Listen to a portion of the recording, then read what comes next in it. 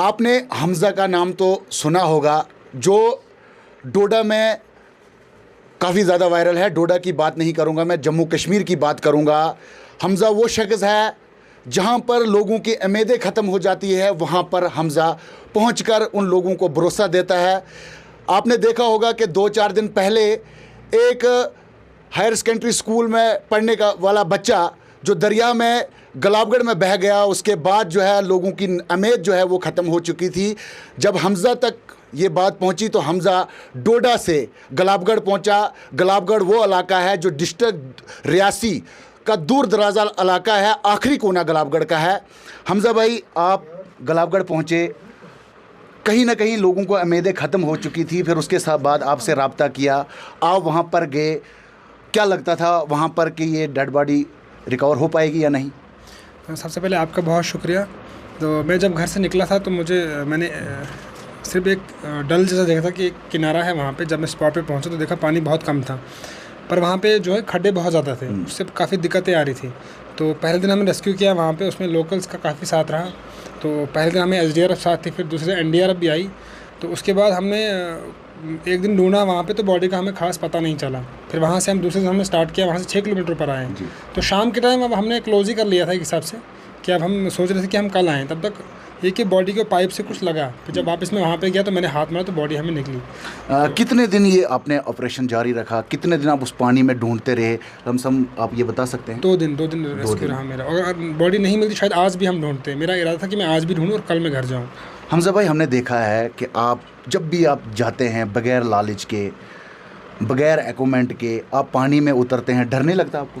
ये इंसानियत का काम है, और शायद मैं समझता हूँ कि मेरे से ज़्यादा इस काम को कोई समझेगा नहीं। तो जब मैंने शुरू किया था तो किसी लालच से नहीं किया था, और आगे भी जब भी मेरी ज़रूरत पड़ेगी तो मैं फ़ी सबिलिल्लाह अल्लाह की रज़ा के लिए काम करता हूँ। और मेरा ये मानना है कि आपकी जवानी हमेशा नहीं रहेगी, ना ही आपका खून गर्म रहेगा, पर जवानी के जो कुछ साल होते हैं वो आप लोगों के लिए वक़्फ़ करो।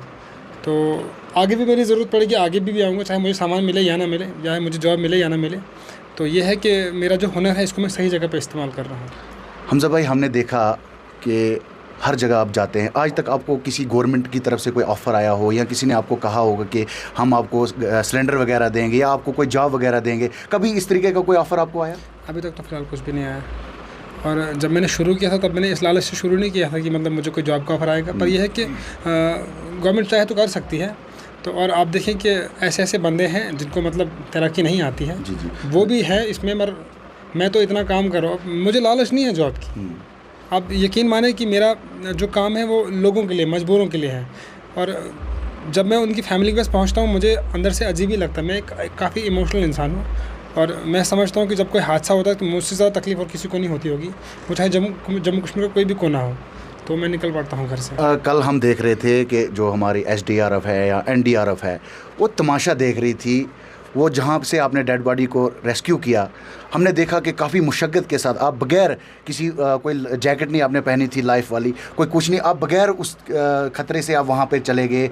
तो क्या लगता है कि कहीं ना कहीं NDRF या SDRF की बात अगर हम करेंगे तो शायद वो टाइम पास ही कर रहे हैं। इस तरीके का हमने देखा कल कि जब आप पानी में गए हुए थे तो अकेले वाहिद शख्स आप वहाँ पर पानी में उतरे थे, लोकल लोग भी वहाँ के थे, उनकी मदद से आपने डेड बॉडी रिकवर की। तो कितनी मदद रही NDRF की या SDRF की वहाँ पे?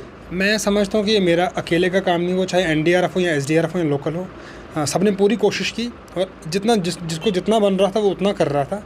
तो अब मैं ये नहीं कहूँगा इसमें NDRF पानी में नहीं गई, मतलब उसमें हमने वीडियो में देखा ना, कोशिश सबने की। ये सब साथ सबका था, अगर वो नहीं होते या लोकल्स नहीं होते मुझे इतनी हिम्मत नहीं मिलती।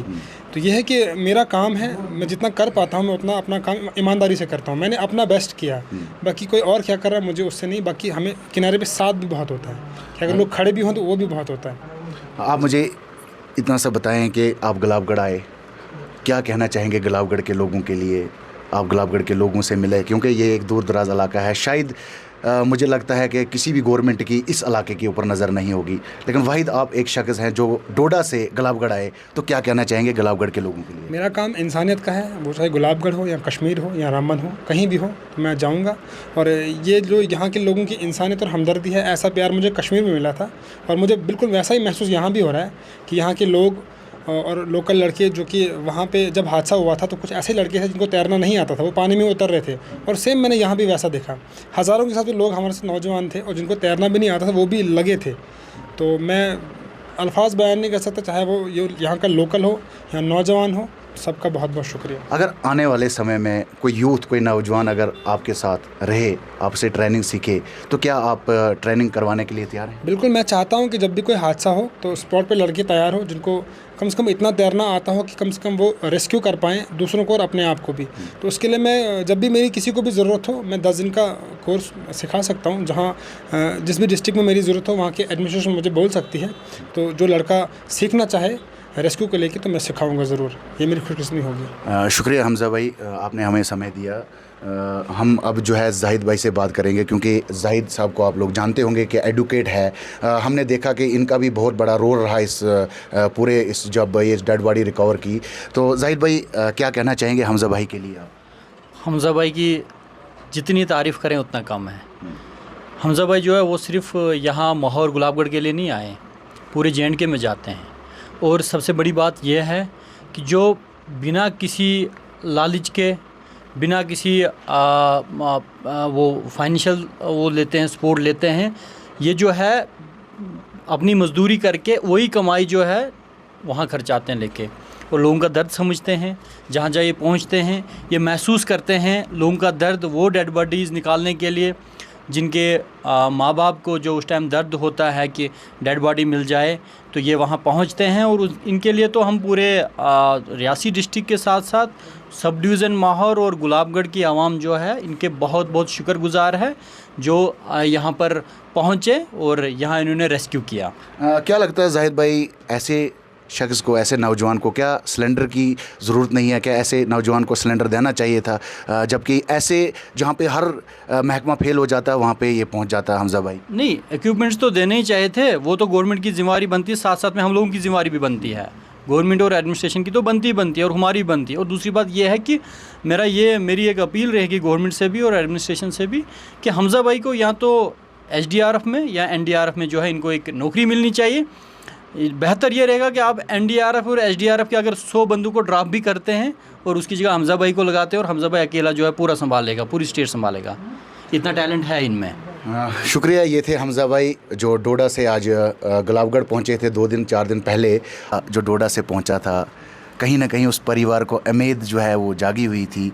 तो हमज़ा ने पूरी मेहनत की वहाँ पर, आप भी वहाँ पर थे, तो क्या कहना चाहेंगे? हमज़ा एक बेमिसाल नाम भी है।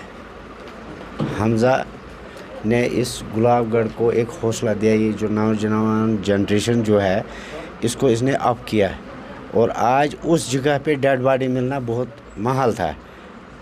इसके आने से क्या हुआ कि एक हौसला हो गया। हमज़ा भाई एक तूफ़ान की तरह पानी में घुसता रहा और डेड बॉडी रिकवर की।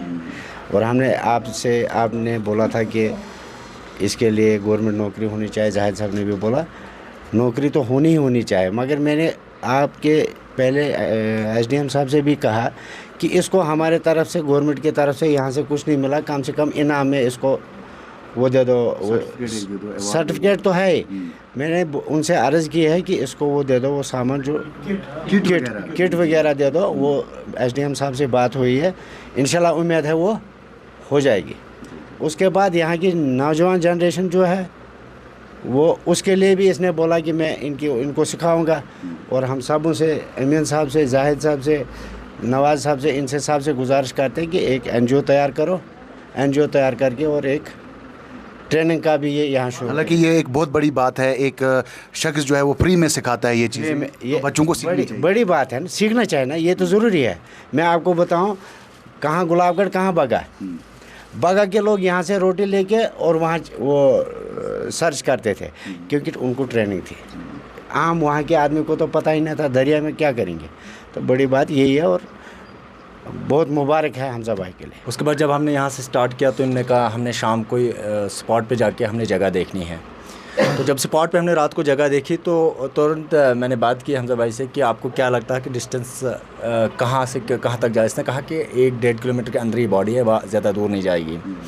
फिर जब हमने मॉर्निंग में ही रेस्क्यू स्टार्ट किया तो काफ़ी हमने मेहनत की। वहाँ लोकल लोगों ने, स्पेशली अगर मैं यूथ लार की बात करूँ तो नाकाबिल तारीफ़ है, जिसमें फिरदौस बदाल था, यावर बदाल थे, सैफुद्दीन बाली था, मोहम्मद सलाम का नाम तो हम कभी भूल नहीं सकते हैं, जिसने कितनी मेहनत मशक्क़त के बाद जो है बॉडी को देखा और तुरंत हमज़ा भाई ने छलांग किया, क्योंकि सारे लोग उस टाइम हमने बंद किया था। अब नेक्स्ट डे की हम तैयारी कर रहे थे कि हम कैसे कल रेस्क्यू करें।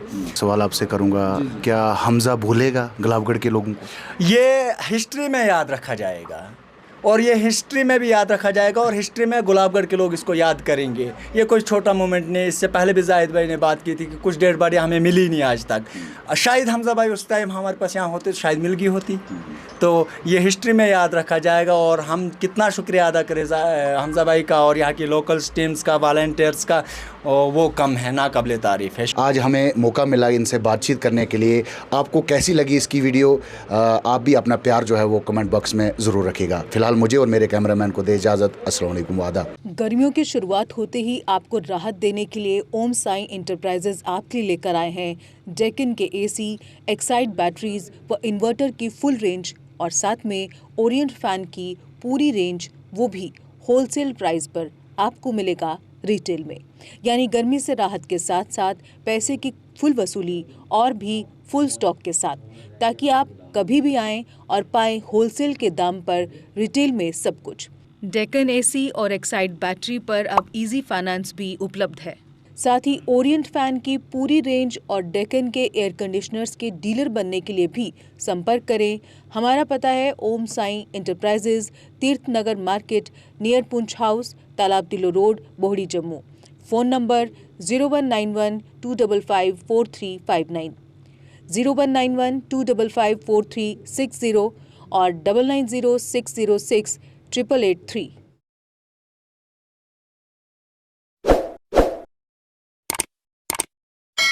जम्मू कश्मीर की खबरों के लिए जुड़े रहिए JK अपडेट के साथ।